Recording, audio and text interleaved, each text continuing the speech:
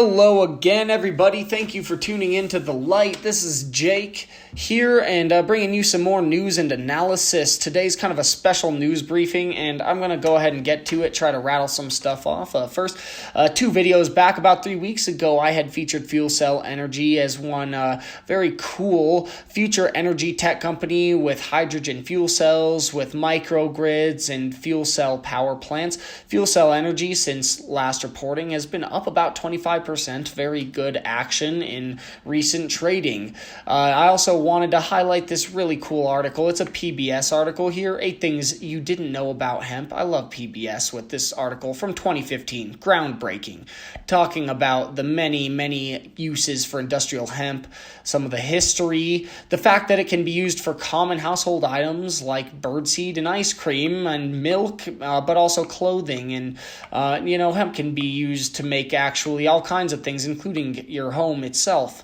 It talks about how in the 1600s, property owners in North America had to grow hemp. It was actually forced by royal decree via King James I, requiring every property owner in Jamestown to grow 100 plants of hemp to export in 1619. Article also talks about Hemp for Victory, a campaign to bring back hemp during World War II, briefly for needs of the war, and it talks about how hemp seed is actually a very good vital nutritional supplement, and the oil found in hemp seed is rich in GLA, which is also found in breast milk, so that's very interesting.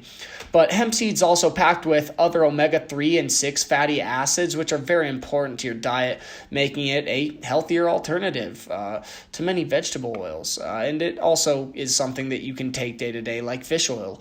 Now, this also talks about this cool tech that's now actually being explored, but leftover hemp stalks can be used as supercapacitors in batteries, electric batteries, possibly even those for electric vehicles. So it's very cool. They can be charged in a shorter amount of time and deliver that energy in a speedier fashion, according to the article, citing Mitlin, who is a scientist at the University of Alberta.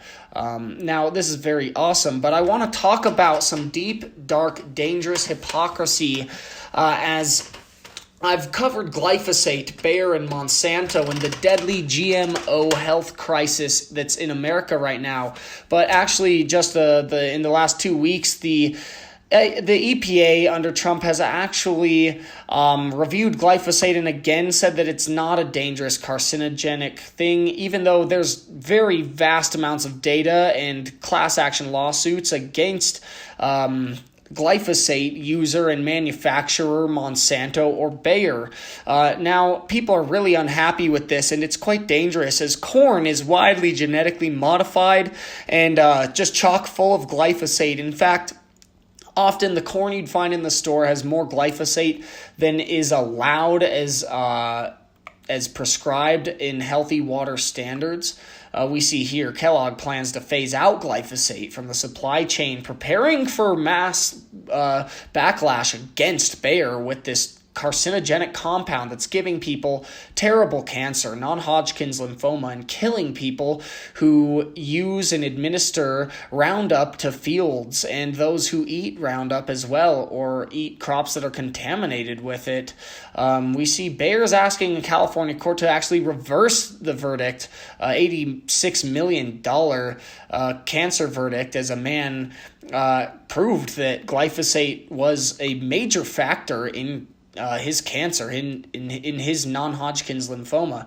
Bayer just considers stopping sales of glyphosate to private users. But, in industrial agriculture that most people are feeding off of, it's going to still be quite a fight to get this out of the food supply chain. It's very scary. Now, this is manufactured by Monsanto, but Monsanto was bought out by Bayer AG back in 2016. The deal was closed, and that's quite concerning as they control our food supply chain on an industrial level.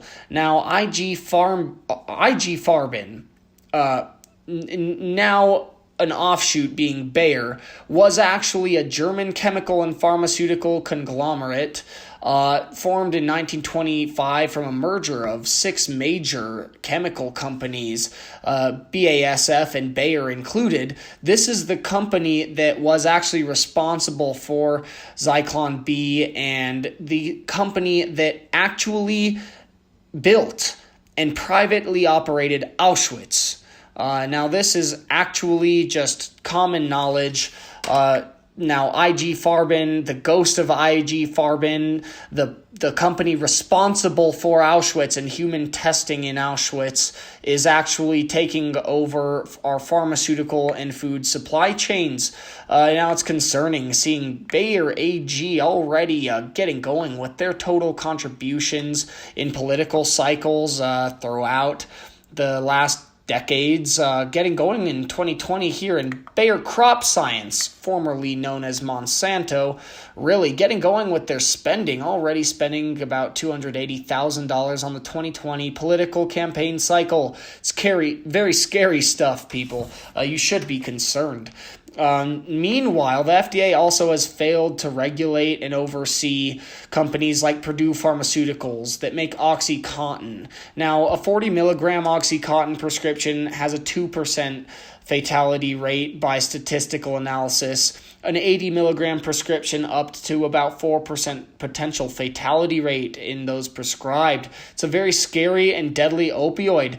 And we see this huge scandal with Practice Fusion and Purdue Pharmaceutical, as Purdue Pharmaceutical had actually been cooperating and using this firm to alter and push data that would actually lead doctors to an increased prescription of these opioids like OxyContin. And so this is very scary. They're getting into the sacred relationship between patient and doctor and ensuring that the patient is prescribed these drugs by their doctor despite the health risks, despite the unnecessary nature of these heavy-duty opioids for many cases.